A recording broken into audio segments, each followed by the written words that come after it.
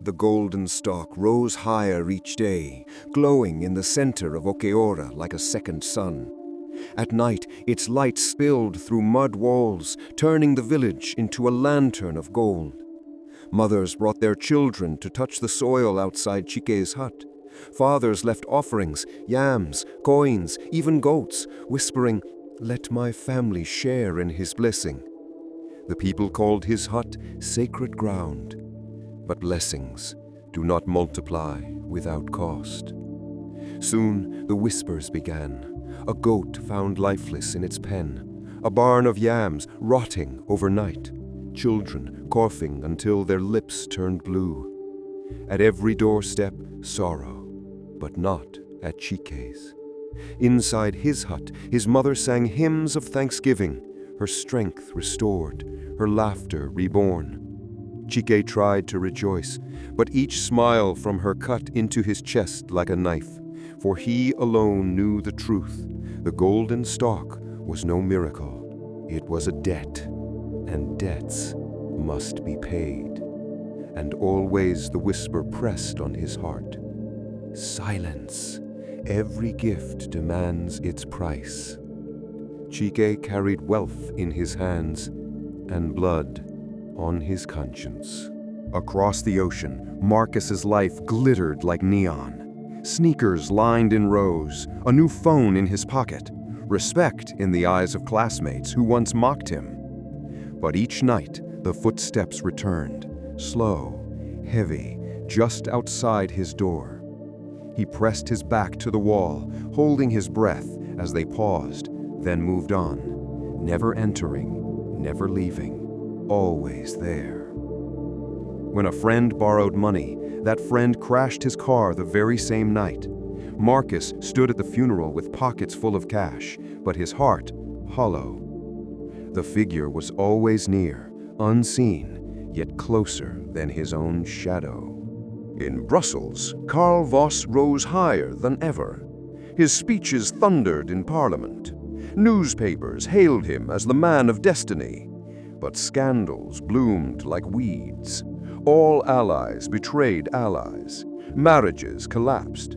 Rivals fell silent, some by scandal, others by death.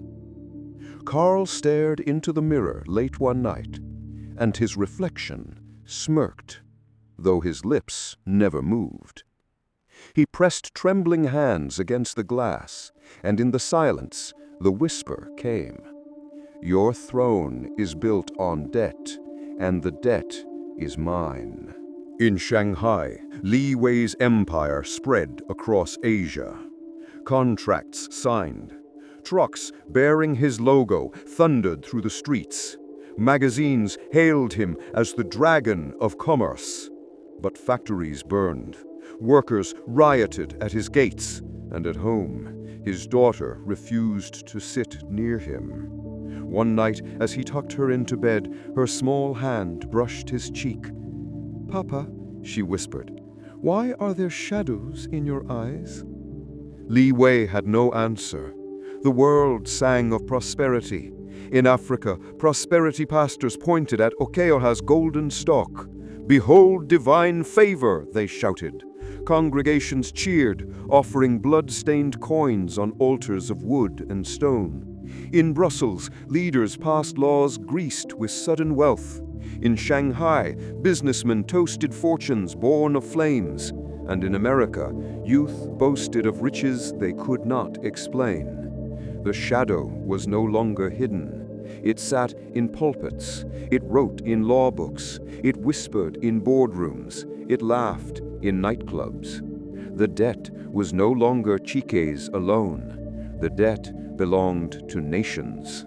Far away, in a candle-lit hall, the Council of Faith gathered once more. The monk's voice broke first. "I see a boy in a village. He holds a stalk of gold." The priest's rosary trembled in his hand, and around him I see graves, children, goats, families. It is as if his wealth drinks their lives. The imam's fists tightened. This is no blessing, it is a chain. The pastor closed his Bible. And in our churches the shadow preaches, we bless money we know is cursed. Then silence. The candles flickered, the flames bent backward, and laughter, low, endless, echoed through the hall. The figure had joined their prayer. Back in Okeora, the village grew divided. Pastors preached prosperity louder, pointing at Chike's hut as proof. Politicians sent messengers, promising schools, promising roads, if only Chike would align with them. But funerals multiplied. Families tore apart. The elders accused each other of greed. And still, the golden stalk glowed brighter. Chike tried to resist. He buried the stalk deep in the forest.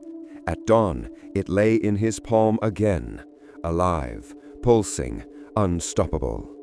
He tried to burn it. The fire only made it shine brighter.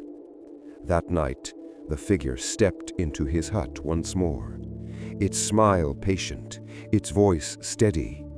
You cannot return what you have taken. You asked for freedom. You asked for wealth. And now the exchange is sealed. Outside, the villagers sang his name. Inside, Chike fell to his knees, his hands glowing with a light he could no longer control. Greed blinds judgment. Wealth blinds wisdom. And when leaders, pastors and kings alike, bow before the shine of easy fortune, entire nations crumble under debts they cannot see. For every gift has a cost, and every debt will be collected. The ledger is never closed. And the debt always collects.